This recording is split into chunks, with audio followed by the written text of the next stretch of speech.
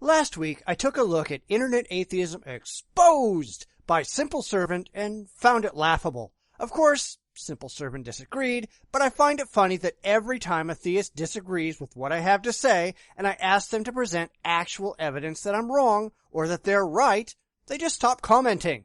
Imagine that.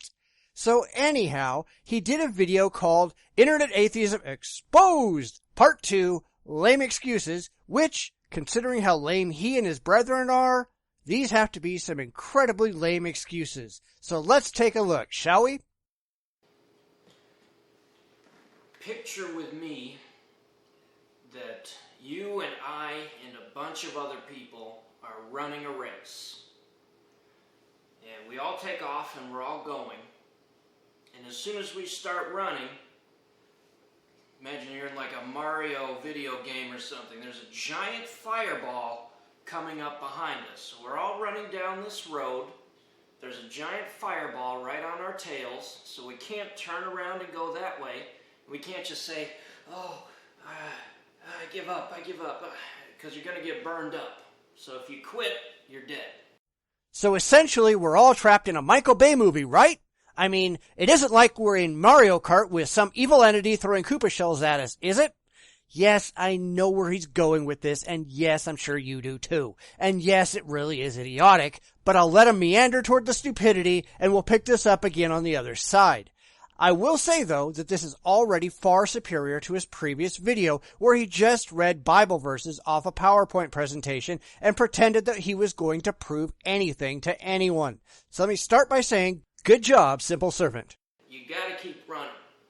Now, as we're running down this race, down this road, we can look up like you do when you're on a highway and see that there's a bunch of billboards and signposts, road signs, and all of these billboards and road signs are saying, hey, when you come to the fork in the road, turn right.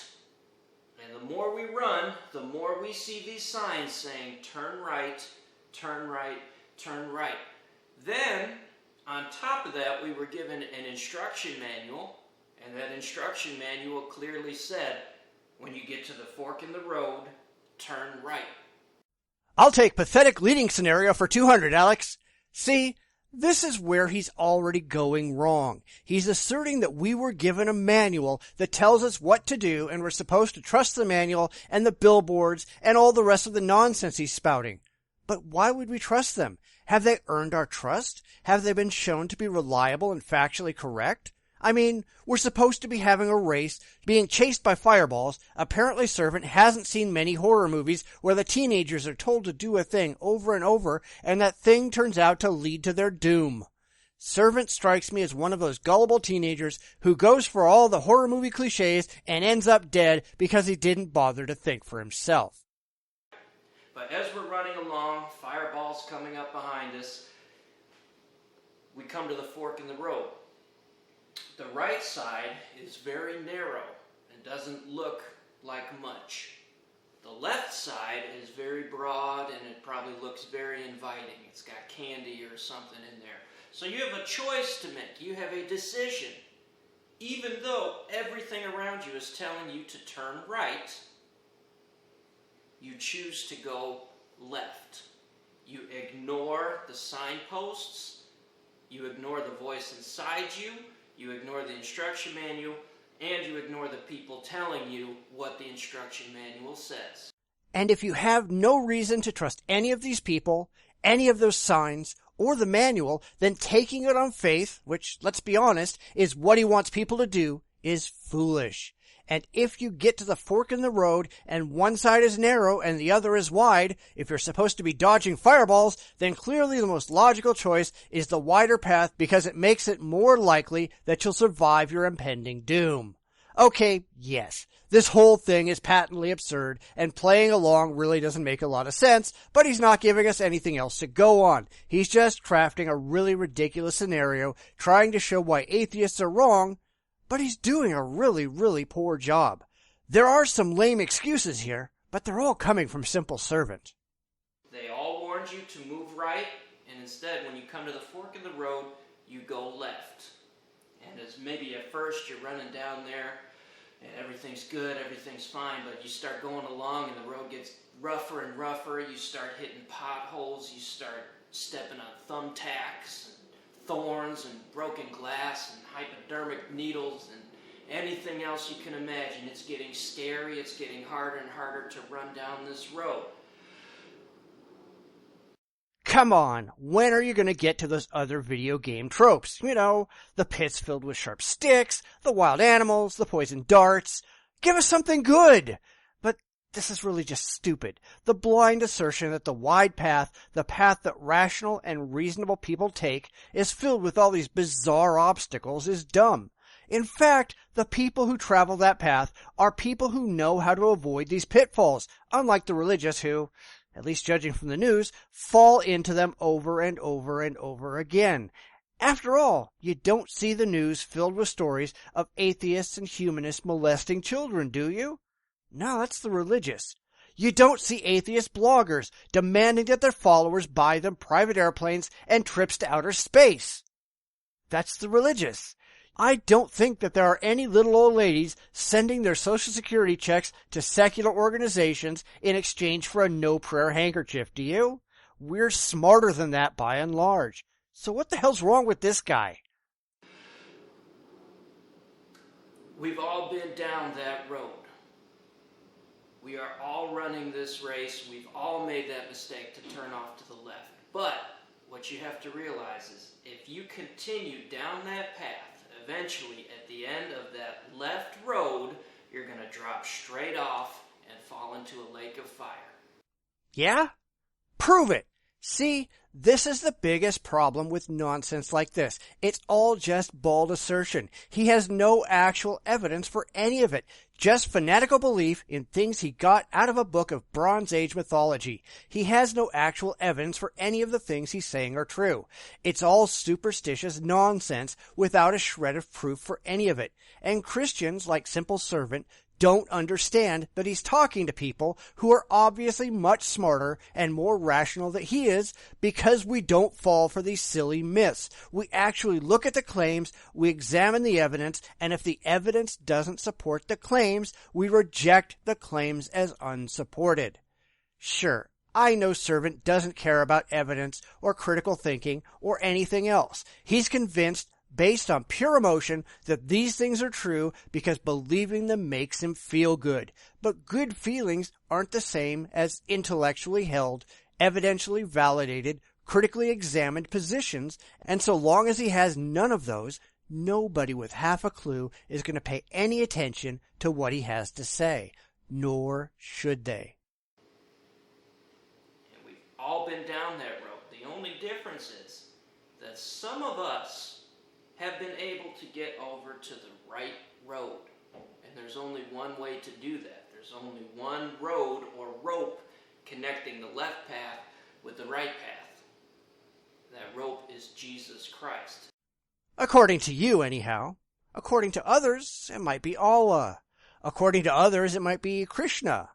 According to others, it might be Yahweh. According to others, it might be Odin or Thor or Jupiter or Poseidon or any number of other imaginary gods that man has made up for himself to follow over the thousands of years we have records of human civilization. But what none of you have is any actual evidence for your claims. You just open your mouths and a bunch of unsupported nonsense comes tumbling out, and you pretend that you've just said something pithy and profound, when the rest of us can see that you're just talking out of your ass because you desperately want things to be true that you have no intellectual reason to think are actually true. This is why people laugh at you and why you can't understand any of it. So let's review. We're running this race. The race is our lives. We're all here spending time on the earth running a race. If we give up or turn around or kill ourselves, whatever, you just die. You go to the fireball. Okay? As we're running our lives, this race, which is our lives, we see these signposts all pointing us towards the right road, which is a belief and relationship with God. Following God's way, God's religion. You can see all the signposts. But again, where is your evidence? Because if you were born in the Middle East, you'd have some guy with a beard telling you that the only way is Allah's way. Or if you were born in India, you'd have someone with a turban telling you the only way is Krishna's way. Or you'd have a Scientologist telling you the only way is Zenu's way. I could go on and on and on with thousands of gods that man has invented, none of which have any more or any less evidence than the Christian deity. So why should we listen to anything that Simple Servant says? What does he have to say that's any better than any of the others? Other than this particular imaginary friend makes him personally feel good about himself, something that all the other believers feel exactly the same about their gods. It's so sad that people like Simple Servant can't see the inherent problem with this proposition, because he's so close to it and incapable of taking a look at his beliefs objectively. He can't see that he's just like all the rest of the world's religions, laughably incompetent. You have an instruction manual. It's called the Holy Bible. Read the King James Version if you speak English. Why in the world would anyone do that? The King James Bible is one of the least reliable translations out there, ignoring the fact that no one has demonstrated that any Bible, in any translation, is worth anything more than the parchment that it's written on. But that's really Simple Servant's only claim to fame here. He only accepts one particular translation of an ancient book of mythology, and because he can't imagine that it could be wrong, he won't even entertain the notion. Nor does he have any interest in actually defending the book, because religious truth held for emotional reasons, doesn't need a defense. You know, it's funny. The Muslims say exactly the same thing about the Quran. You have an instruction manual. This book tells you to turn right. This book knows that the left path has all kinds of bad things down it.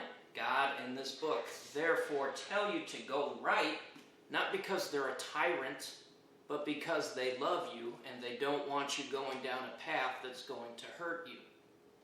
Funny, virtually all atheists I talk to, people who spent many years as Christians, like myself, report that they're much, much better off now as an atheist, a critical thinking, logical, rational, secular individual than they ever were as atheists. And that's not because we want to sin, because there's no such thing as sin. It's because we're no longer delusional. We're able to step back and critically examine the beliefs that we once held, and we found that the things that we used to have faith in are totally and completely unjustified. Maybe one day, Simple Servant and his ilk will grow up and realize just how ridiculous the crap they're spewing today really is. But I'm not holding my breath. You've got the instruction manual, which is this. You've got that voice inside you, which is your conscience, your ability as a human to pass moral judgments on your actions, to feel sorry or happy about the decisions you've made. That further is pointing you towards God's way, the existence of God. Amazing how many people who are supposedly listening to an internal voice are also out raping and pillaging and murdering people in the name of their imaginary friend, isn't it? There is no voice. There's no reason to think that there's a God. If you're really hearing someone in your head, then you need to seek some serious psychological help. And then you have people like me who are running around trying to show you where in this instruction manual it's telling you how and when to turn right. Oh yeah, that's something to be proud of. There are tons of crazies out there standing on soapboxes, banging their Bibles, and telling you that they have it all figured out. You know, people like Jim Jones and David Koresh. Then you get people like Joseph de Mombro, whose Order of the Solar Temple caused the death of 74 members in 1994. Or Marshall Applewhite, whose Heaven's Gate cult committed mass suicide thinking their souls would be taken away on a spaceship. Or those wonderful, fun-loving people in Boko Haram who have murdered as many as 10,000 people in Nigeria, all in the name of Allah. Sorry, the last people I want to pay any attention to are the crazies on soapboxes with no evidence for their beliefs, preaching a bunch of nonsense that makes no rational sense. But it's your decision to make. If you go down the left path, that was your decision. And no amount of reasoning is going to change that into a good decision. It was the wrong decision. You can't go down the left path and say, well, I'm here, therefore I reject the claim that the right path even existed. That's foolishness. You made a mistake, and you're now making an excuse for that mistake. But you still haven't demonstrated that any of the things that you're claiming, things that you're just pulling straight out of your ass without a shred of evidence, are even reasonable positions to take. You're pointing at a naked man and claiming he's wearing elaborate new clothing, but you don't even have a naked man. You're just talking to yourself and pretending that there's any debate. There isn't. The rest of the world has left you behind, and at least in the Western world, religion is going away at an ever-accelerated rate. You've lost. You're just not rational enough to admit it, or even notice it for that matter. Well, I'm on this path because I believe that we all came from rocks. That's an excuse. It does not change the fact that you're trying to support a poor decision, a stupid idea. And no matter what you want to say about why you're on that left path, it leads to nothing but that pitfall over into the fire. You need to get on the other road. And there is a lifeline. There is a little side street you can take. If you ever played Chutes and Ladders, it's a little shortcut you can take to get off of this road onto the next. Like I said, that is Jesus Christ. He is the only person in history who ran this race and for the first time got it right and turned down that narrow right road. You know, I'm really getting tired of him saying the same thing over and over and over again. Saying something stupid a dozen different ways doesn't make it any less stupid. Nobody, nowhere, believes that mankind came from rocks. That's not an excuse. That's idiotic. It seems that the only one here making any excuses is you. Where are the excuses that you claimed that you've exposed these internet atheists making? Not taking your unsupported nonsense seriously? That's not an excuse. That's a rational decision. Something you clearly know nothing about. And because he did that, he's throwing us lifelines, life preservers, whatever. He's throwing us things that we can grab onto to get back over to that right path. And to do that is easy. For by grace are ye saved through faith, and that not of yourselves, it is the gift of God, not by works, lest any man should boast. So while you're on this left path, whatever you do, however good you become, however thick your skin becomes, you're picking up rocks, you don't even feel them anymore. It doesn't matter. You're going in the same direction, and you know what's at the end of it, or you're going to find out what's at the end of it at least. I'm telling you right now what's at the end. You'll have to find that out if you reject going on to the right path. But that's the problem. You're just telling people what you believe. You haven't presented any reason for us to think that what you believe is actually true.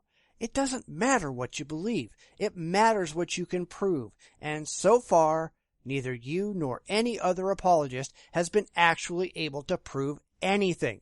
You haven't had a shred of objective evidence to present that would lead a skeptical person to think that your beliefs are factually true.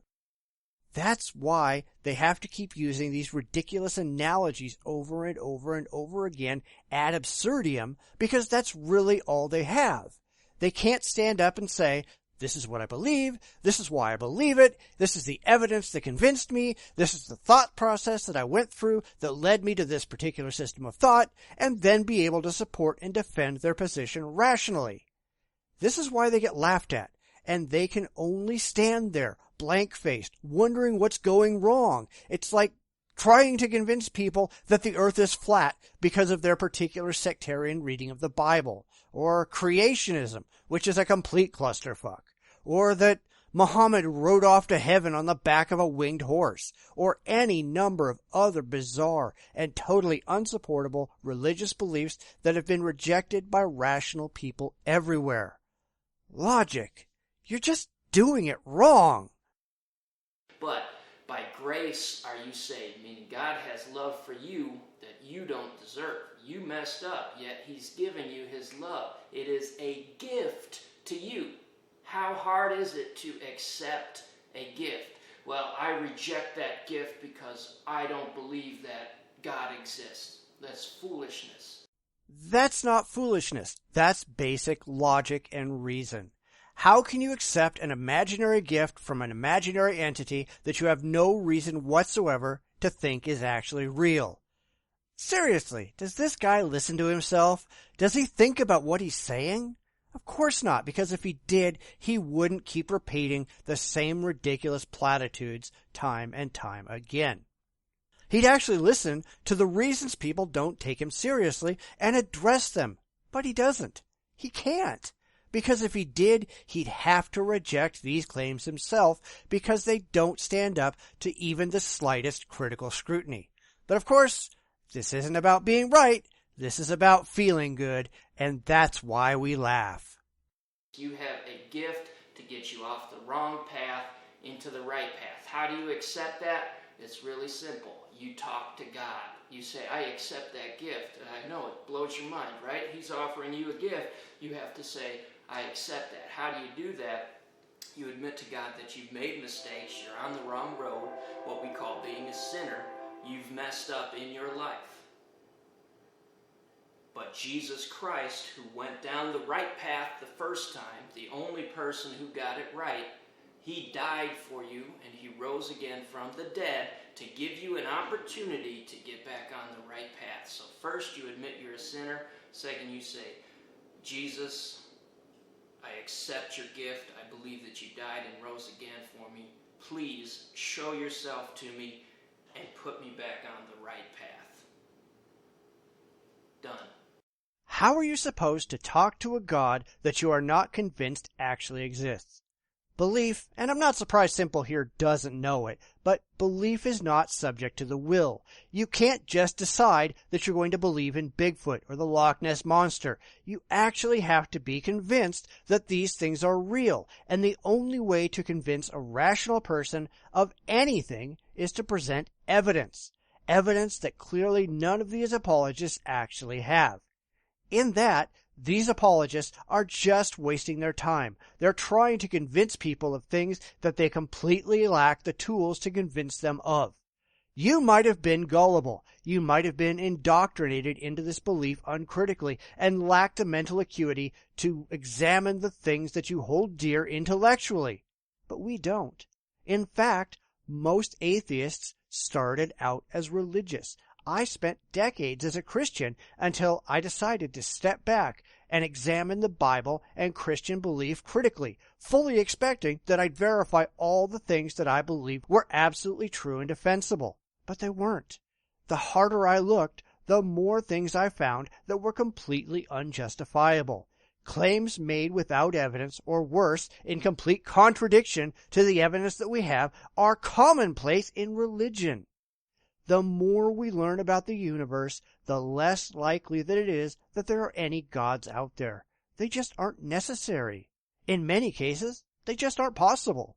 Yet there are people like Simple Servant who cling desperately to their emotional security blanket because they don't know how to think for themselves and deal with the world as it actually is. And that, my friends, that's just pathetic. He actually has more to say, but honestly, I think this has gone on long enough. You are, of course, welcome to go watch his original video. I hacked off like the last 2 minutes. The link is below. This video is shorter than the last one that I did, but I've taken much more time on it, and really, I feel that I've just been saying the same things over and over, because really that's all that he's doing. He has no evidence. He has no well-reasoned arguments. He just has his book of Bronze Age mythology to thump. I mean, he just keeps saying the same thing, and it's already been refuted. Why do I have to keep doing it? Because he doesn't pay any attention. I will say, though, this is a much more interesting video than his last one, where he just read the Bible verses and made absurd claims. But now that he's just talking about silly analogies and making absurd claims, I don't know if it's a whole lot better. The path is different, the absurdity is the same. And if you notice, he never did get to any atheist lame excuses. All he did was expose his own lame excuses for believing things for which there is no good reason to take seriously. That's what apologists do. I guess we shouldn't be surprised. Thanks for listening. I know this was painful. Do you think I should take on any more Simple Servant videos, or has he already spent his wad? Please let me know in the comments. Also, like, subscribe, and share. I really appreciate my loyal followers, and I hope I continue to earn your support. If I don't, you'd better let me know. Until next time, take care.